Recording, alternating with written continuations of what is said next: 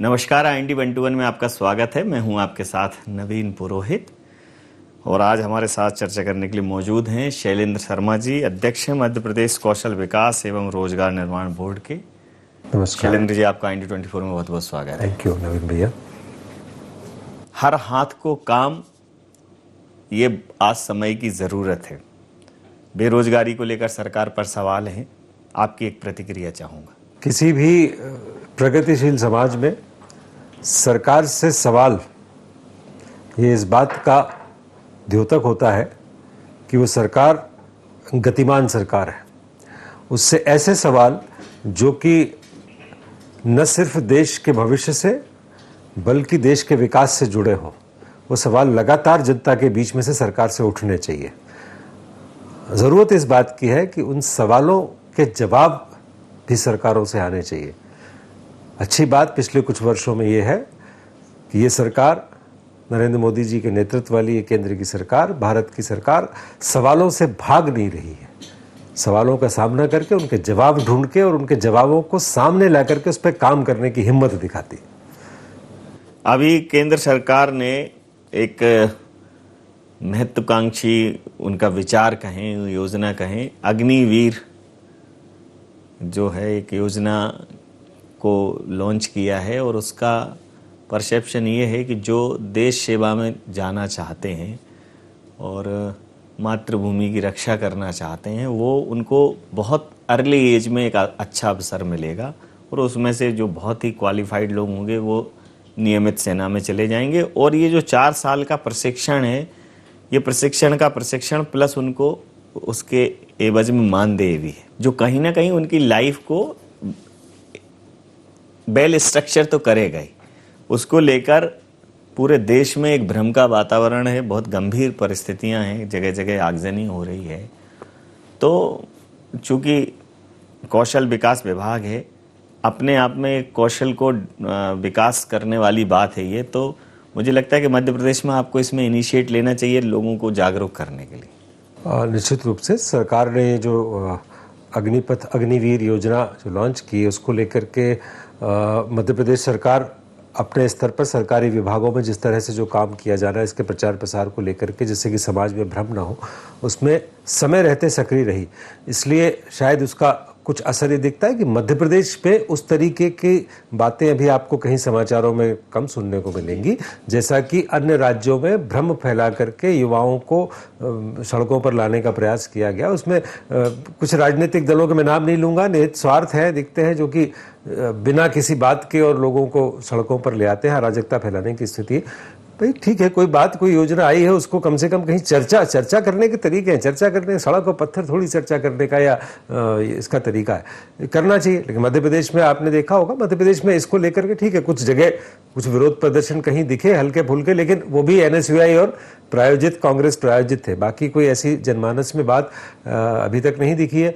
सरकार के द्वारा किए गए प्रयासों को सही तरीके से चीज़ पहुंचे, इसको लेकर के, क्योंकि जनप्रतिनिधियों का, जनता के बीच में जो लोग काम करते हैं, उनका ये बहुत बड़ी भूमिका होती है कि वो समय रहते अपने आसपास के लोगों को बताते हैं, तो फिर समाज में किसी तरह के भ्रम पैदा करने वाले लोग असफल होते हैं, अफवाहें फैलाने वाले लोग असफल होते हैं।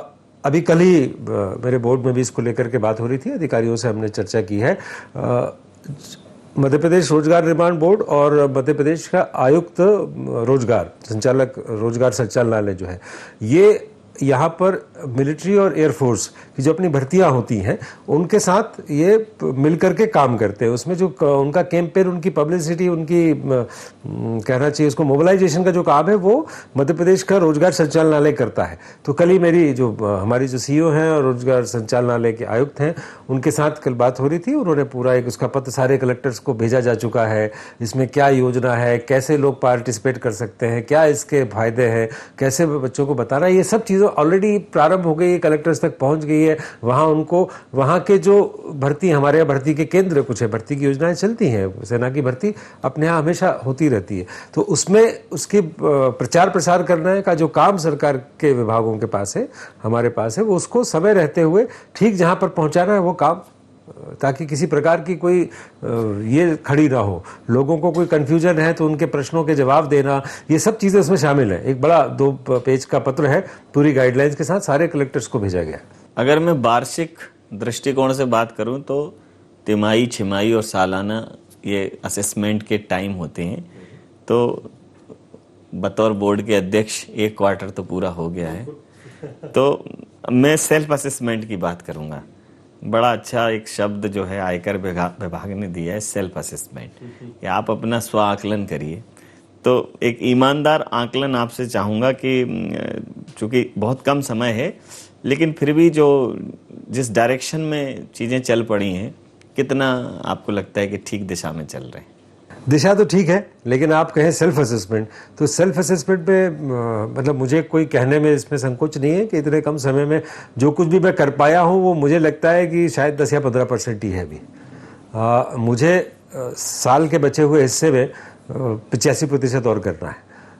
कारण है, शुरुआत थी, बहुत सारी पीछे की चीज़ें समझना, बातों को ये करना, फिर चुनावों की जो हमारे यहाँ एक जो सबसे बड़ी समस्या अभी हो गई है, अलग अलग चुनाव अलग अलग जो होते हैं, ये चुनाव कई बार हम राजनीतिक कार्यकर्ता हैं, हमको पार्टी के कामों के कारण से उस तरफ लगना पड़ता है, कुछ शासकीय आचार संहिता और इन सब चीज़ों के कारण से कुछ चीज़ों में रोक आती है। तो बहुत ऐसी चीज़ें हैं जो बीच में बाधाएं, लेकिन बाधाएं हमको हमारा लक्ष्य प्राप्त करने में रोक गई अगर हमने ये कह दिया तो फिर हमारे पुरुषार्थ का अर्थ क्या रहा। इसलिए मैं उसको, बाधाओं को ये नहीं कहूँगा कि उनके कारण से दे रही है, थोड़ा सा समझने और बाकी चीज़ों में समय लगा है, लेकिन हम बाकी का 85% काम में अपने असेसमेंट, अब जब आप वार्षिक अंकेक्षण करेंगे तो उसमें हम कह सकेंगे कि हमने 100% किया है। मैं, चूंकि अब चुनाव की बात चल निकली है, तो इस बार कांग्रेस कह रही है सिर्फ और सिर्फ पार्टी चयन में उन्होंने थोड़ा जल कहना चाहिए बाजी मार ली उसको, अब वो बाजी के दृष्टिकोण से देख रहे हैं कि हमने, देखिए कोई संशय नहीं है, क्लियर है हमारे यहाँ, तो फटाक 15 लोगों की सूची जारी की, फिर जो एक अभी नाम था उस पर विचार मंथन चला। लेकिन भारतीय जनता पार्टी के जो प्रत्याशी थे उसकी चयन की प्रक्रिया को लेकर उन्होंने सवाल उठाए कि अब क्या है, अब ट्राइंगल है, अब तनातनी है बड़े नेताओं के बीच में, सिंधिया जी फैक्टर है, और अब आप वो बिकाऊ टिकाऊ का अभी भी चला रहे हैं। तो आपको लगता है कि वो फैक्टर है? कांग्रेस को हक है, अधिकार है, विपक्षी दल है, हमारे लिए वो अपना कुछ आकलन जो करें, सभी को सोचने का अधिकार है, वो भी सोचे, जो आकलन करना है करें, बताएं, बोलें। लेकिन एक बात, वो भी सब अनुभवी लोग हैं, राजनीति के लोग, चुनाव जब होते हैं, चुनाव में नामांकन पत्र दाखिल करने की एक अंतिम तिथि होती है। उस अंतिम तिथि के पहले हमको निर्णय करना है। उस निर्णय की प्रक्रिया में हम क्या क्या निर्णय में प्रक्रिया क्या अपनाते हैं, किस तरह की चर्चाएं करते हैं, क्या हमारे प्रक्रिया है, उसमें जो समय लगना वो स्वाभाविक है। कई बार हो जाता है जल्दी, कई बार नहीं होता, लेकिन अब वो उनको सोचना उनकी जगह कि वो ट्रायंगल है कि चतुष्कोण है कि क्या है, क्वाड्रेंगल है, ये कांग्रेस अपने विषय में सोचे। उनके पास तो इसलिए जल्दी हो गए निर्णय क्योंकि उनके पास प्रत्याशी नहीं थे।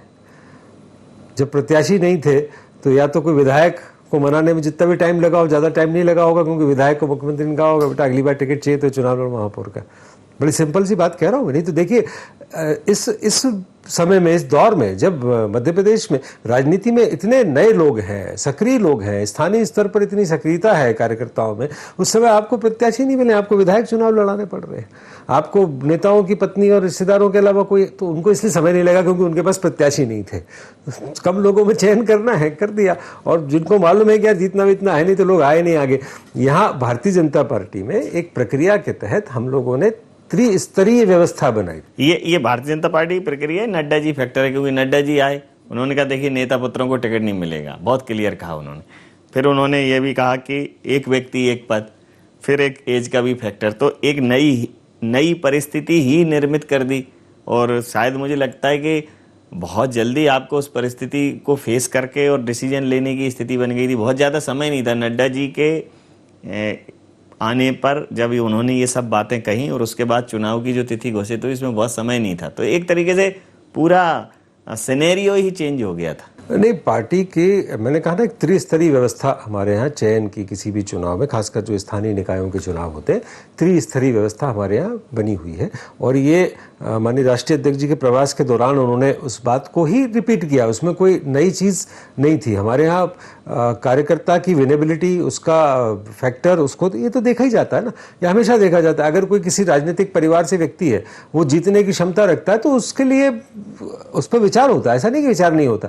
लेकिन सिर्फ इसलिए उसे टिकट मिल जाए कि वो इस नेता का पुत्र है, ये नहीं होता। ये तो पहले से भी है, ये चीज नहीं होती कि सिर्फ इसी कारण से टिकट दे दिया कि ये इनके पुत्र है। परिवार में एक व्यक्ति की बात आई है, नहीं वो ठीक है, वो एक पार्टी ने उस विचार को रखा है, उस विचार पर पार्टी बात करती है और वहां पर जहां तक हो सकता है उसका पालन करते हैं। ये पालन करने के लिए देखिए क्राइटेरिया इस त्रिस्तरीय व्यवस्था में हम नीचे के स्तर पर, हमारा जिला है, जिले से एक प्रबंध समिति बनाई, उस प्रबंध समिति को काम दिया, आप स्थानीय लोगों से बात करके कुछ नाम निकालिए, पैनल बनाइए, उसके ऊपर एक संभागीय कोर कमेटी बनी, उस संभागीय समिति को ये प्रबंध समिति नाम भेजेगी, वो संभागीय समिति उन पर विचार करके उस जिले के प्रमुख नेताओं से 1 to 1 बात करके और कुछ जोड़ना घटाना है वो करेगी, वो करके फिर उसका एक फाइनल रूप दे करके जो संभागीय प्रभारी, जिला प्रभारी और जिला अध्यक्ष ये मिलकर के एक एक नाम की घोषणा करेंगे। ये व्यवस्था बनाई, पार्षदों की बात कर रहा हूँ। सेम चीज होती है महापौर के प्रत्याशियों में, जिले से नाम, संभाग से नाम, फिर प्रदेश की चुनाव समिति के पास में नाम, प्रदेश की कोर कमेटी बैठी,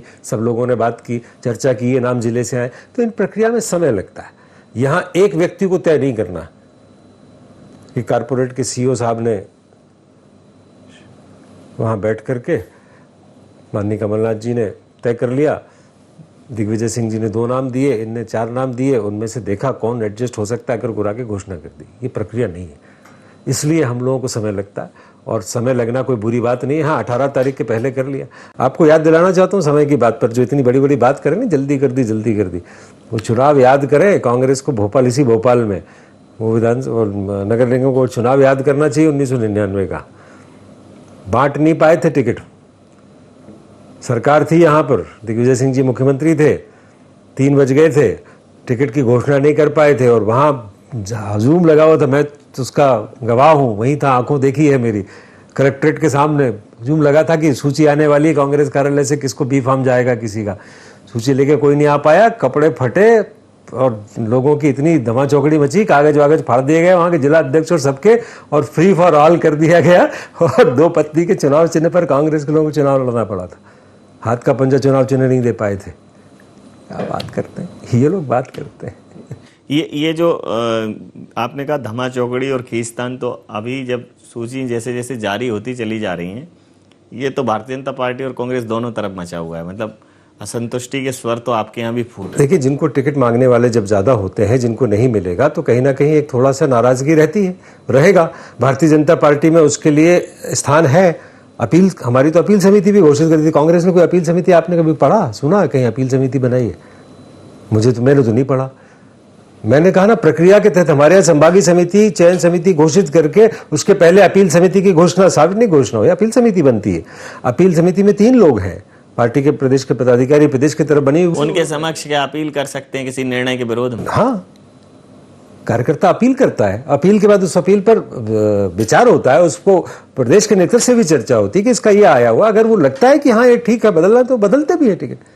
अपील समिति है बकायदा, वो बैठे हुए अभी भी है, लगातार अपील समिति बैठी हुई है, और ऐसी अपील समिति संभाग स्तर पर है पार्षदों के लिए। पहली बार ऐसा हो रहा है, क्योंकि कोरोना की वजह से एक जो गैप रहता था नगरीय निकाय के चुनावों में और विधानसभा में, अब सब बैक टू बैक है। नगरीय निकाय के चुनावों के बाद फिर विधानसभा के चुनाव में, फिर लोकसभा के चुनाव में, तो इन चुनावों का खासा असर विधानसभा के चुनाव पर रहने वाला है। पहली बार इतनी मशक्कत दिख रही है, केंद्रीय नेतृत्व के लोग आ रहे हैं, विचार मंथन हो रहा है। मतलब नगरीय निकाय पर इतना जोर आजमाइश इसके पहले दिखी नहीं। इस प्रकार की चर्चाएं हैं, क्या कहें? मुझे पता नहीं ये चर्चा कौन कर रहा है नवीन भैया, लेकिन हमारा, मैं तो 1999 से इस नगरीय स्थानीय निकाय चुनावों की व्यवस्था में जुड़ा हूँ, तो तब से लेकर के आज तक 23 साल हो गए मुझे। हमारी पार्टी में तो चुनाव के टिकटों को लेकर के प्रक्रिया हमेशा से ऐसी रही है, और इसी प्रकार से जहां आवश्यकता होती, क्योंकि जो प्रदेश की चुनाव समिति है, जो मीडिया रिपोर्ट्स आ रही हैं वो सिंधिया खेमे को नहीं मिला और यहाँ नहीं चली और तोमर जी की चली, ये क्या है? अब एक बात बताइए मुझे कि भारतीय जनता पार्टी में मंडल, जिला, प्रदेश, ये इकाई है। इसके अलावा जो कुछ भी शब्दावली प्रयोग होती है, ये तो किसी ना किसी के अपनी कलम है ना, ये इसका कोई अस्तित्व तो नहीं है, इसका कोई लिखित अस्तित्व नहीं है ना। तो मैं लिखना चाहूँ, अपनी रिपोर्ट में जाना चाहूँ तो कोई भी गुट लिख सकता हूँ, शैलेंद्र शर्मा खेमा भी लिखा जा सकता है, लेकिन इसका कोई लॉजिक है क्या? इसके पीछे लॉजिक है, कौन किस खेमे? आज शैलेंद्र शर्मा को आप भारतीय जनता पार्टी में किस खेमे का लिखोगे? आप लिख सकता है, कोई भी किसी खेमे का लिख दे, ठीक है। लेकिन ये सब बातें एक व्यक्ति जो बैठा है, जो रिपोर्ट बना रहा, जो लिख रहा है, ये उसका अपना परसेप्शन है देखने का, वो देख करके उन्होंने जो लिखना है लिखे। लेकिन ऐसा भारतीय जनता पार्टी में कम से कम कुछ नहीं है। कमल के फूल के साथ में एक प्रत्याशी जो घोषित हो गया, उसके बाद पार्टी इस पर काम करने लग जाती है। उसके पहले तक इच्छाएं सबकी हैं, वो अपनी बात बताते हैं, अपने अपने लोगों से मिलते हैं, ये सब करेंगे। ये आपको लोगों को अपने भारतीय जनता पार्टी के अंदर लेने की लालसा नहीं थम रही है? अभी भी 3 लोग, मतलब नगरीय निकाय चुनाव के ठीक पहले, ये जरूरत क्या है? नहीं, ज़रूरत देखिए, ज़रूरत तो दोनों तरफ की होती है। जो आ रहे हैं उनकी भी ज़रूरत है, और भारतीय जनता पार्टी को अपना आधार और जितना बढ़ता है बढ़ता जाए तो उसमें कोई हर्ज नहीं है। इसलिए भारतीय जनता पार्टी को भी आवश्यकता है, कोई आता है, नया आता है, आने को तैयार है तो हम लेने को तैयार हैं। लेकिन उनकी भी आवश्यकता होगी, वो भी आखिरकार छोड़ करके आ रहे हैं, किसी कारण से आ रहे हैं, तो उनकी भी आवश्यकता होगी। और विस्तार तो इस सृष्टि का ऐसा नियम है जो कि कोई रोका नहीं जा सकता। कांग्रेस कह रही है कि वो खरीद फरोख्त की राजनीति में बिलीव नहीं करती। ये तो अब भारतीय जनता पार्टी ने एक ट्रेंड बना लिया कि चुनाव के पहले 2, 5, 10 लोगों को इधर उधर करना है। क्या है कांग्रेस किस चीज पे बिलीव करती है आज पूरा देश देख रहा है, ठीक। थाईलैंड और इधर उधर जाते हैं तब तो सबसे छुपा के जाते हैं, टूर प्रोग्राम भी नहीं बताते, और ईडी के ऑफिस जा रहे हैं तो पूरा जुलूस जलसा लेकर के जा रहे हैं। मतलब एक आपराधिक आर्थिक अपराध की जांच में बयान देने जा रहे हैं तो जुलूस जलसा लेकर के जा रहे हैं।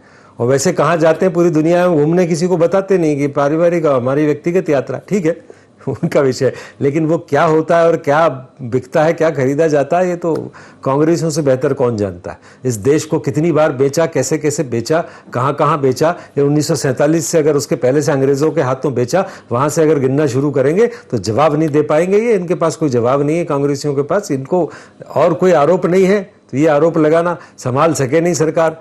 अरे आज भी मैं कह रहा हूँ, मध्य प्रदेश से जितने सांसद हैं नवीन भैया मध्य प्रदेश से, या जितने विधायक हैं, ठीक, उनकी जो उन्होंने घोषित संपत्ति करी होगी चुनाव के समय में, वो अपनी जगह है, लेकिन उसके अलावा सब जानते हैं कि माननीय कमलनाथ जी से ज्यादा बड़ा कोई रईस या अमीर है क्या इस प्रदेश में? राजनीतिक नेता कोई नहीं है, ठीक है। तो खुद ही कहते हैं कि मैं तो जो है, मैं कोई भूखे नंगे परिवार से नहीं है ना, ठीक है ना।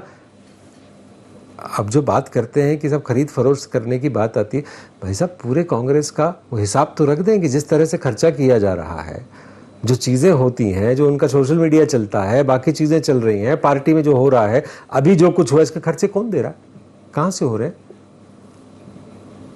तो आप इसके जवाब मांगोगे तो फिर उनको, मतलब वो कहेंगे कि आप ईडी और इसका इस्तेमाल कर रहे हो। तो ये आप ईडी और इनका इस्तेमाल के दुरुपयोग के आरोप भी लग रहे हैं कि सीबीआई, ईडी सबको आप टूल की तरह इस्तेमाल कर रहे हो। आरोप लगाना को भी टूल की तरह आरोप लगाना उनका अधिकार है, बिल्कुल लगाएं। लेकिन इस देश में न्याय की व्यवस्था बहुत पारदर्शी, अच्छी बनी हुई है। सुप्रीम कोर्ट के कई निर्णय पिछले 5 साल में ऐसे आए हैं जो इस सरकार के निर्णयों के खिलाफ भी रहे हैं, हमने सबने देखा है।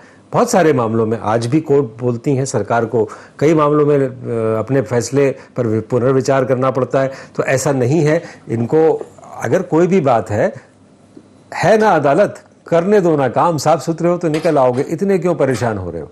इतने परेशान हो रहे हैं कि देश भर में प्रदर्शन कराना है, आग लगवा। अदालत को कहाँ मानते हो? आपके ऊपर ये भी आरोप है, आपने एक नई बुलडोजर संस्कृति को जन्म दे दिया, न अपील न दलील। क्या कहा सुप्रीम कोर्ट ने? क्या कहा उसके बारे में? सुप्रीम कोर्ट ने क्या कहा उसके बारे में? नहीं रोकी जा सकती है प्रक्रिया। अगर किसी का अतिक्रमण है, उसको नोटिस दिया गया है तो अधिकार है वहां के नगरीय निकाय को तोड़ने का।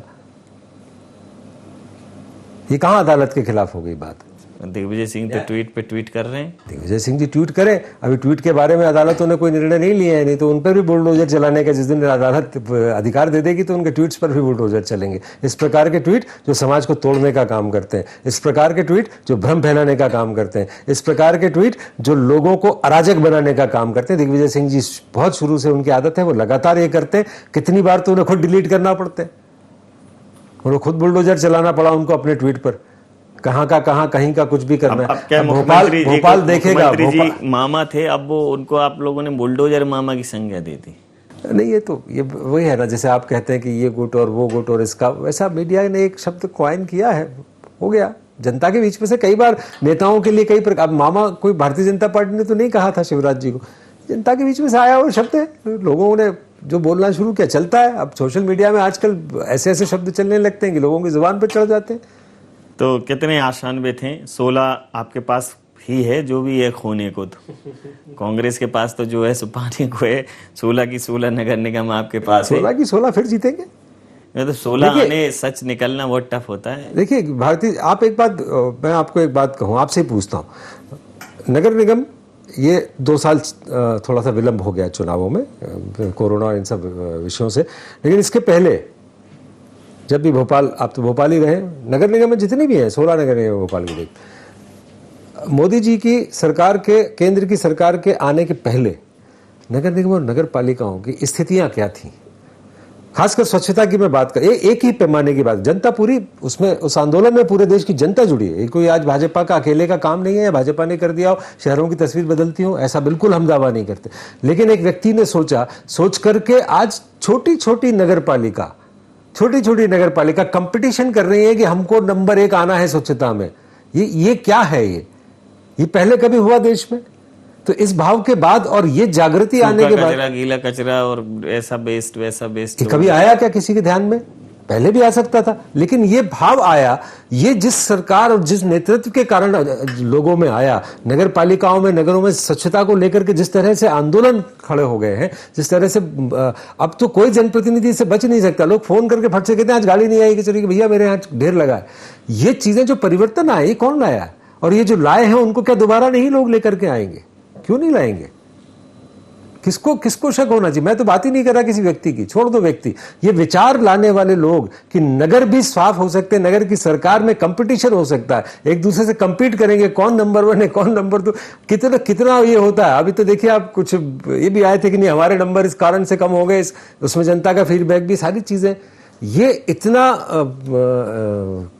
जिसको कहना चाहिए कि इंक्लूसिव डेवलपमेंट की जो बात करते हैं लोग, ये इंक्लूसिव डेवलपमेंट, ये होता है इंक्लूसिव डेवलपमेंट, हर घर शामिल है अंतिम और नगर के विकास में। अंतिम और महत्वपूर्ण प्रश्न फिर आकर आपके दायित्व पर रुक जाता है कि प्रधानमंत्री की भी सोच है कि कौशल विकास हो, क्योंकि एक कार्य कौशल व्यक्ति बहुत से रोजगारों को जन्म दे सकता है। तो रोजगार तो है ही, लेकिन कौशल विकास पर भी बहुत फोकस है। स्किल डेवलपमेंट के लिए बहुत काम कर रही है केंद्र सरकार। तो चूंकि कौशल विकास और रोजगार का निर्माण करना, अगर कौशल विकास हुआ तो रोजगार निर्मित होगा ही होगा। तो क्या कुछ ऐसी महत्वाकांक्षी आपकी योजनाएं हैं जो आप चाहोगे कि आगामी इस वर्ष में वो कम से कम पटल पर आ जाएं, जिससे मध्य प्रदेश में रोजगार में वृद्धि हो, कौशल विकास में वृद्धि हो? मैंने जैसा प्रारंभ में कहा कि शुरू से काफ़ी इसमें अभी मध्य प्रदेश सरकार के स्तर पर बहुत सारे विचार होकर के कुछ चीज़ें तो प्रारंभ हो गई, जिनके बारे में मैं कह भी सकता हूं। अभी जो नियमित हर माह रोजगार मेला हर जिले में, और जिले में भी जिला हेडक्वार्टर पर ही नहीं, जिले के नीचे तहसील में भी उसको लगाना, वो प्रारंभ हो गए, सभी जगह चल ही रहे हैं। अभी ज़रूर ये चुनाव स्थानीय निकायों के और पंचायती राज के चुनाव चल रहे हैं, इसलिए आचार संहिता के चलते वो मेले स्थगित हैं, लेकिन वो प्रारंभ हुए। उसके साथ महीने में एक दिन रोजगार दिवस के रूप में मनाना, जिसमें कि स्वरोजगार करने वाले लोगों को बैंक सहायता सरकार के द्वारा जो दिलवाई जा रही है उसके चेक वितरण करना, उसकी सारी चीज़ें करना, ये नियमित शुरू हुआ है। ये पिछले 6 महीने पूर्व ही ये प्रारंभ हुआ, ये चीज़ें प्रारंभ हो गई हैं। आगे की योजनाओं के विषय में आज मैं शायद इसलिए बोलना ठीक नहीं समझता हूँ क्योंकि आचार संहिता का समय है। मैं कोई भी बातें सरकार की योजनाओं की घोषणा की बात करूंगा तो हो सकता है कि वो कहीं ना कहीं उस सीमा का उल्लंघन हो, इसलिए उस विषय में आगे की योजनाएं क्या। लेकिन ये तय है कि हमने जो रोजगार मेले और रोजगार दिवस 2 चीज़ें प्रारंभ की हैं, उसके आगे की कड़ी में निश्चित रूप से इसी दिशा में काम हो रहा है। और विशेषकर केंद्र सरकार ने जो नई शिक्षा नीति, जो मैंने पिछली बार आपके साथ बैठ के चर्चा की थी, आप अब अखबारों में भी पढ़ रहे हैं, इस सेमेस्टर से और इस ईयर से कॉलेजों में जिस तरह से महाविद्यालयों में उसको लेकर के तैयारियां शुरू हो गई हैं, अब तो एग्जाम्स भी आ गए उसके, और जगह जगह उसको लेकर के हर कॉलेज में एक गतिविधियां प्रारंभ हो गई हैं। ये इस बात का संकेत है कि आने वाले समय में हर कॉलेज कौशल विकास का केंद्र होगा। तो मध्य प्रदेश कौशल विकास और रोजगार निर्माण की दिशा में निश्चित रूप से कुछ अभूतपूर्व करेगा और उस दिशा में रोजगार दिवस और रोजगार मेला ये वो दो उपक्रम हैं जो अस्तित्व में हैं और अन्य योजनाएं हैं, लेकिन समय अभी उस बात की गवाही नहीं देता कि उनका खुलासा किया जाए। इसके साथ ही आशान्वित हैं कि हमने अच्छा किया है तो हमें अच्छा रिटर्न मिलना ही है। जनता से जो रिस्पॉन्स है, जनता का प्रतिसाद और आशीर्वाद जनता हमें क्यों नहीं देगी। 100% आश्वस्त हैं कि नगरीय निकाय के चुनावों में भारतीय जनता पार्टी को 100% विजयश्री मिलेगी और तमाम सारे पहलुओं पर सर जिस प्रकार से अपने विचार हमारे साथ आपने साझा किए, तो हो सकता है कि भारतीय जनता पार्टी का ये जो अभिमत है, भारतीय जनता पार्टी की जो बात है, विचार है, दर्शकों तक पहुंचेगा और दर्शक उससे इत्तेफाक रखेंगे। आपका बहुत धन्यवाद, बहुत आभार। धन्यवाद।